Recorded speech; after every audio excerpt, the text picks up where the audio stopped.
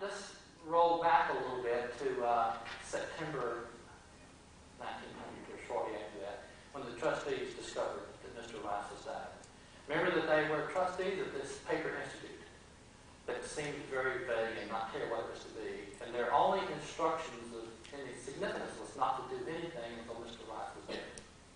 Well, Mr. Rice was dead. So now, in some sense, on September 23, 1900, the clock begins to run on this Rice Institute. But the trustees, none of them had any significant academic experience. They didn't, I mean, even if it had been a really clear document, it's not sure they would know exactly what to do. But by no stretch of imagination was it a clear document. And so they were, as I said earlier, they were nonplussed. We had this incredible opportunity. Here's this huge pile of money. There's no state support. There's no church support. There are absolutely no strings attached. And we have this document we're supposed to do, but what are you supposed to do? So in 1901, the trustees hired a New York law firm and asked this law firm to write letters around to different institutions and universities, asking them how they were organized, how the trustees were organized, how do they manage their budget, and so forth. They're trying to figure out what should they do. I mean, they want to be responsible because they understand this is an incredible pile of money, and this is potentially something great, and they don't want to mess up. In 1903, 1904, you can see, if you read the minutes of the handwritten minutes of the trustees, they are interviewing university presidents, presidents of A&M, University of Texas. They interview heads of the Department of Education in the various counties. They are trying to educate themselves about what they should do. They just simply aren't clear. In 1906, Emmanuel Raphael actually took a trip to the East Coast and visited a number of institutions of higher education and was very impressed by how much a person could learn about this kind of tour of inspection. Anyway, they came back in early 1907. The trustees decided that the important thing to do, since they had this money and it was no strings attached and a very vague charter, and they didn't have any experience, it was really important that they choose what they call the right man to be the head of this institution. But what kind of person should you look for? Where would one go to hire this kind of person? So they decided, they wrote letters to the presidents of 25 or 30 of the most distinguished American universities. You know, Harvard, Yale, Princeton, Chicago, Columbia, Stanford, and so forth. And they also wrote letters to important men of affairs, former President Taft, Grover Cleveland. And these letters basically spelled out, saying essentially, we have a large pile of money. We have a charter that's very vague. We don't have much academic experience. And we think it's really important to hire a really good person to be head of this place to sort of shape the institution. Will you tell us the kind of person we should look for, kind of give us a job description? And if you know some such person that fulfills that job description, is the kind of person you yourself would hire, why don't you please tell us that person's name? And so they send these letters out. It's interesting to read the information I get back. I mean, the president of Stanford writes, Jordan Starr writes a letter, David Starr Jordan writes a letter back, which it's amazing how he describes the kind of person that Lovett almost is. But anyway, they're getting information. And they are educating themselves about what a university president should be and what a university might be. In March, Woodrow Wilson, who at the time was president of Princeton, became president of Princeton in 1902, and got one of these letters. Probably Princeton's name was suggested because William Marsh Rice's nephew, Will Rice, after when Rice College was founded, had gone to Princeton and knew Woodrow Wilson. Anyway, in March, Woodrow Wilson got one of these letters from Rice asking for nominations. And on March 11, 1907, Woodrow Wilson, in a little handwritten note to Edgar Odell Lovett, a young mathematician, chair of the Study Department, sent him that letter from Rice. And his handwritten cover note essentially said, there's no one I have counted on more to help us through our adventure here at Princeton than you.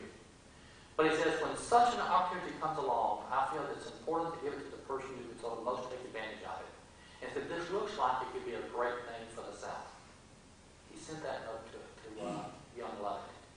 Now, Lovett was really caught up in the reform and the sort of controversy and so forth at Princeton at that time, so I mentioned earlier. And he was tremendously moved that Wilson would send this letter to him. And again, he writes back in a handwritten letter, a beautiful little note to Wilson, thanking him for sending his recommendation.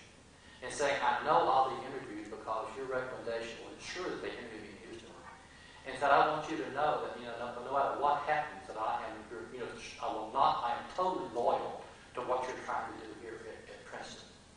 And he said that for reasons that are sacred, your letter to me brought tears to my eyes. And then Lovett sends his nomination to Houston.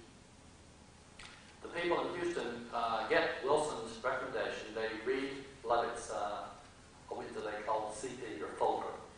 And in April the 9th, Lovett arrives that evening by train from Princeton to be interviewed.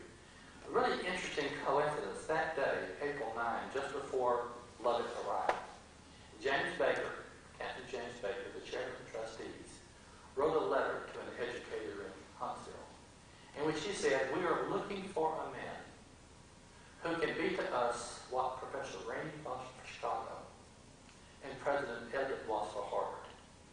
Now, what I think is interesting about that is if you had polled academicians in 1895 about who are the two most distinguished, most innovative university presidents, they would have said William Harper Rainey of the University of Chicago, who had begun a new university in 1891 and had made it almost instantaneously be a great university, and President Charles Eliot, who really had created the modern Harvard. So Captain James Baker, who several years before had not known much about higher education, by April 1907 knew enough to know the two best presidents. He says, "We're looking for a person like this for this institution." That night, Edgar Lovett arrived by train. The next day was interviewed. It was a long interview. 30 years later, in the 40s, Lovett, looking back, said that was the most rigorous exam he ever had. But also, he was courageous enough and forthright enough to really push he had a really cushy situation in Princeton. He was chairman of the Department of Astronomy. He had made full professor with tenure in 1900. And he had been advocating that Princeton develop the first great astronomical observatory in the Southern Hemisphere, and that Princeton could be a world leader in astronomy. So it's not as though Lovett is desperate for a job. He's got a great situation. And so he's willing to sort of push the board and say you need a bigger, you need a large campus. You need to move beyond the idea to call it William Marsh Rice Institute. You need to be broader than the institute. You need to, and he was really forthright. And the trustees obviously liked his candor. They liked almost his spiciness. After the interview, Lovett went back to Princeton, and the trustees interviewed some more people. That November, though, after thinking about people they interviewed, they decided to offer the job to Lovett. And in the trustees' minutes, they are authorized to pay him a salary of $7,500. That's interesting because when they offered the job, they offered him $6,000. Maybe not a tradition, but I mean, see if you can get less.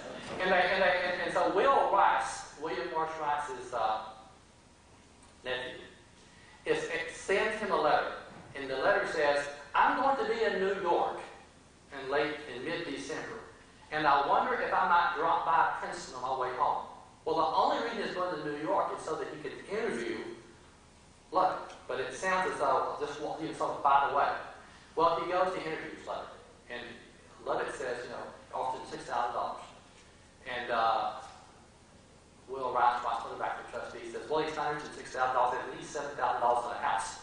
And they began to kind of think about, what he should do. He says he's going to take his time because he has a lot of loyalty and so forth to Princeton.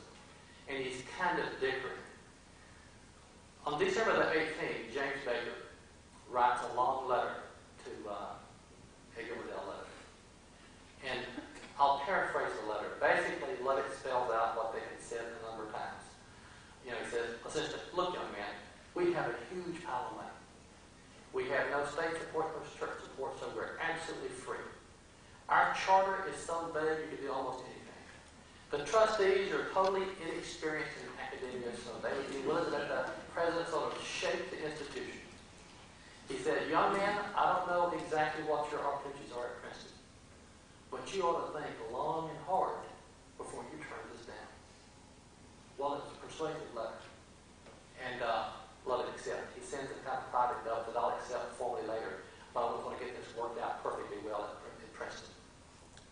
And so in early January, Lovett sends his formal letter after sending a series of wonderful correspondence between himself and President Wilson. And they work out some more negotiations and so forth. And in March, Lovett comes down to Houston, March 1908.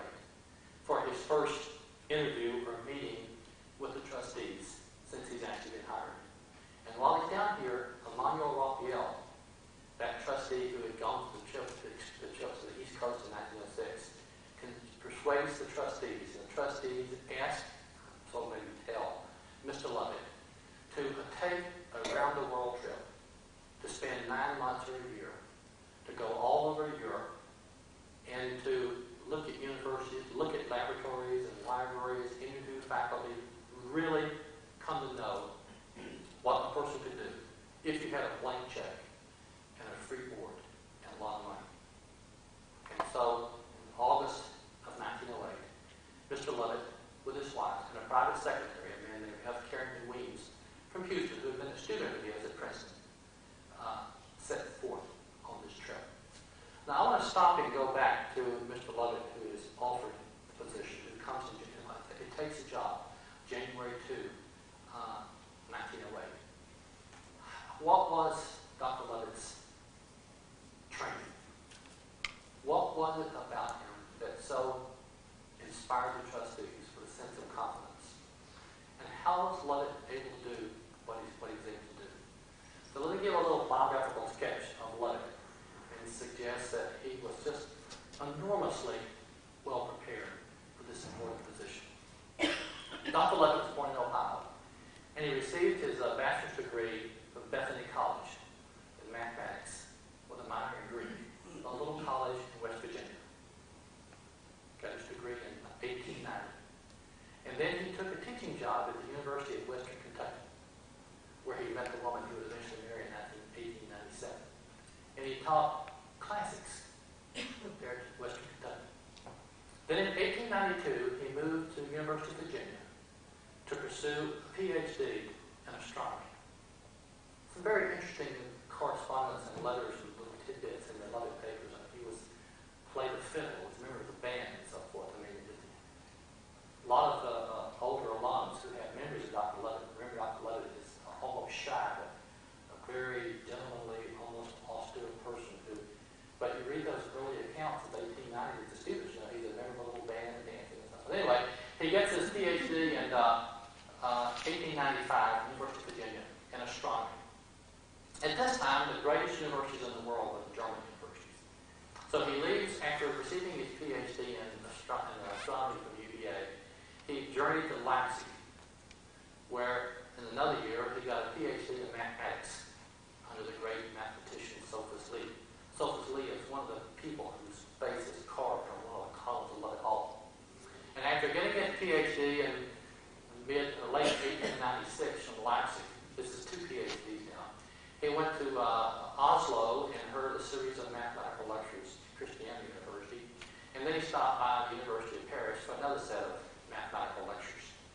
And then he comes back to the United States with his second PhD in all those other lectures at the very end of 1896. And he was quickly hired to teach mathematics at Johns Hopkins University and University of Virginia. He got a pass on the B&O Railroad and went back and forth between Charlottesville and Johns Hopkins. Now, he learns a lot of things at UVA, but what he particularly learns and later talks about the significance of his UVA years is that he learned the idea and the value, the great value of the honor system at the University of Virginia. UVA had really pioneered the sense of an honor system at UVA. And he also, Johns Hopkins, remember, was founded in 1876.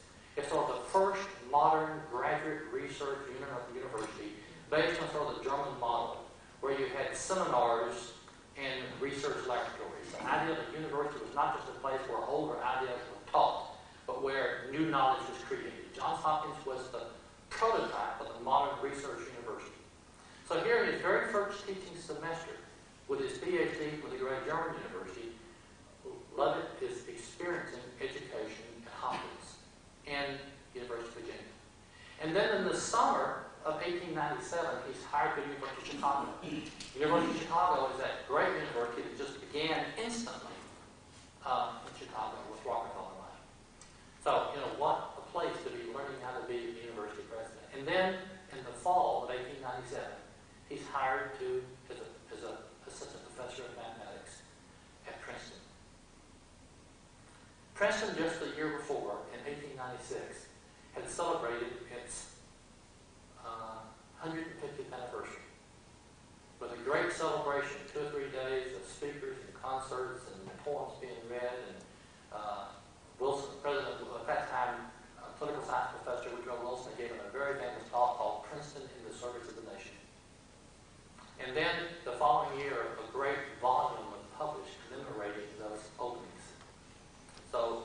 Lovett goes there as a young professor. So the Princeton is just celebrating its 150th with a grand celebration. In 1900, he becomes a full professor. In 1902, he spends a year in France. But in 1902,